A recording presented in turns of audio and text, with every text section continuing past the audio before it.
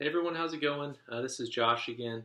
So I'm just going to kind of talk about some of the things that I found in the focus control rating scale and the commitment rating scale.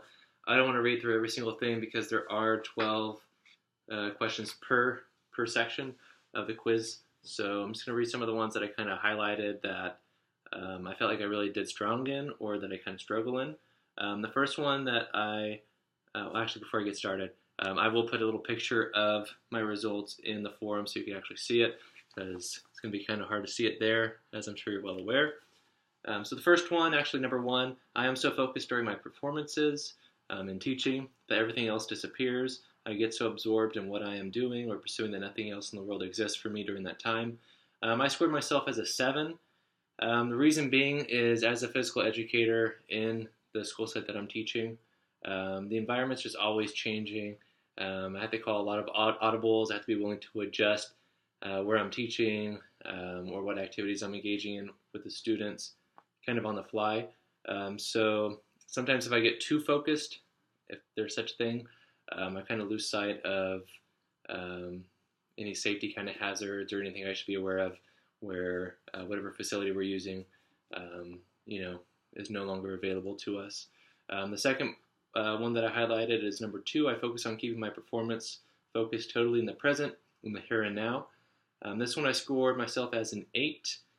So in regards to this, in my delivery of lessons and engaging with students, anytime I'm doing that, I feel that most of the time, 80% of the time, if you want to put it like that, I'm focusing totally on the present. I'm not worried about what's happened last class or what should happen a couple classes from now.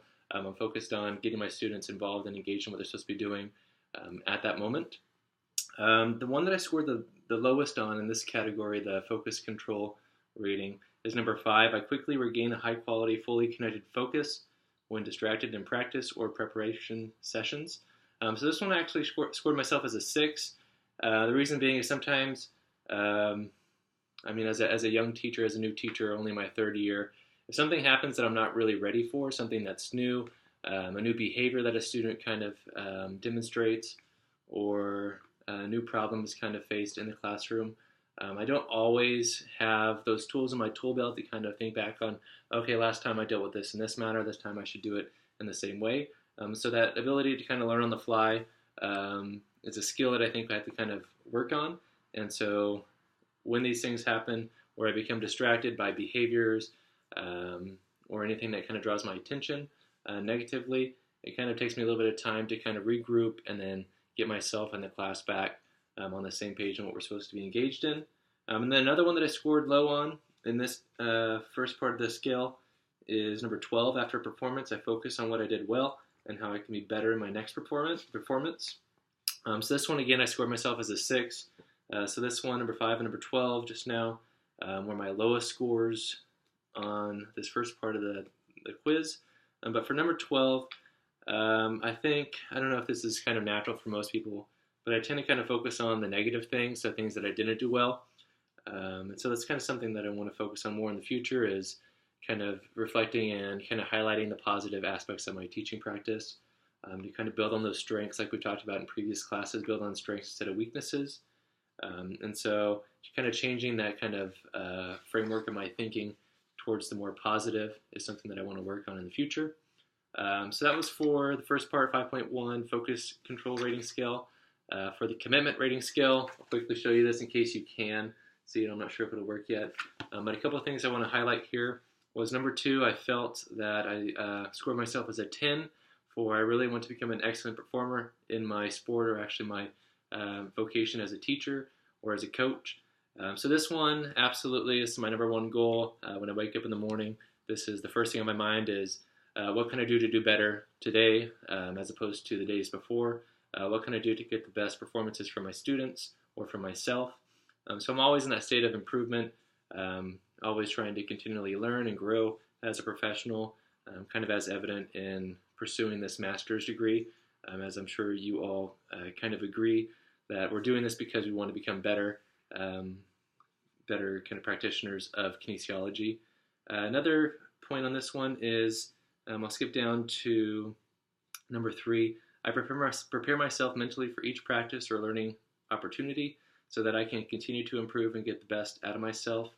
This one I scored myself as a 9, and the reason being for this one is that I feel that anytime I design a lesson, I've already kind of, through the design of it, and before I even get in the classroom and teach it, I've already kind of worked through it mentally. I've mentally rehearsed it.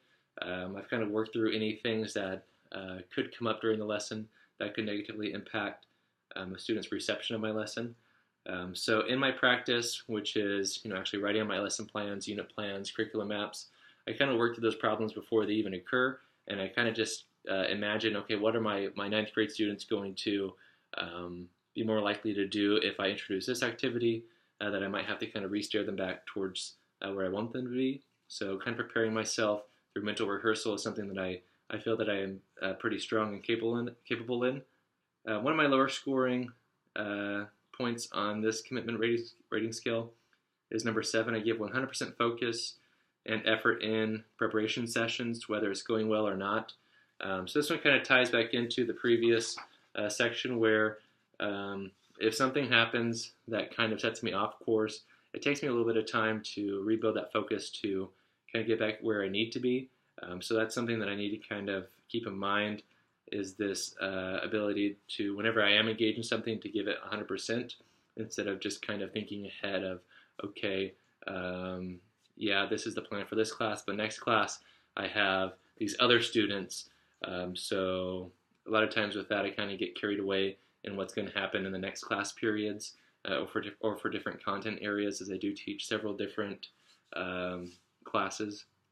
And so giving 100% focus in effort and in performance is something that I can work on.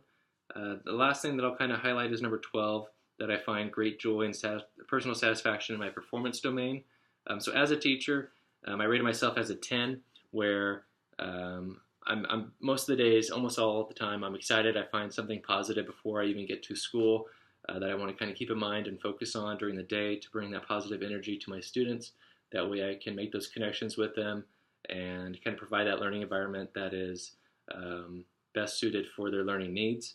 And so kind of through this, I feel that I can always kind of bring that heart, that commitment to do the best that I can on a day-to-day basis. But overall, I think most of the time on both sections, my lowest scores were maybe 2 6s, but the rest of them were 7, a lot of 8s, a few 9s, and a couple 10s.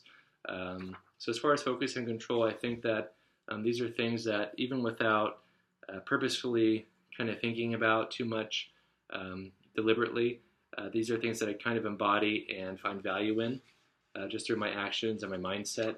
But of course, there are things that I want to work on. I want to be able to kind of focus more on the present, focus on the here and now, instead of worrying about what's coming later on in the day with other groups of kids. So hopefully this video finds you well. I can't wait to read your guys' videos and kind of see how we compare. Like I said, take a look at the picture that I'll include in the forum. That way you can kind of match what you hear to what you can see. But I look forward to talking with you guys. Please feel free to share any feedback that you have, anything that we have in common or in difference. But have a great weekend, guys. Talk to you later.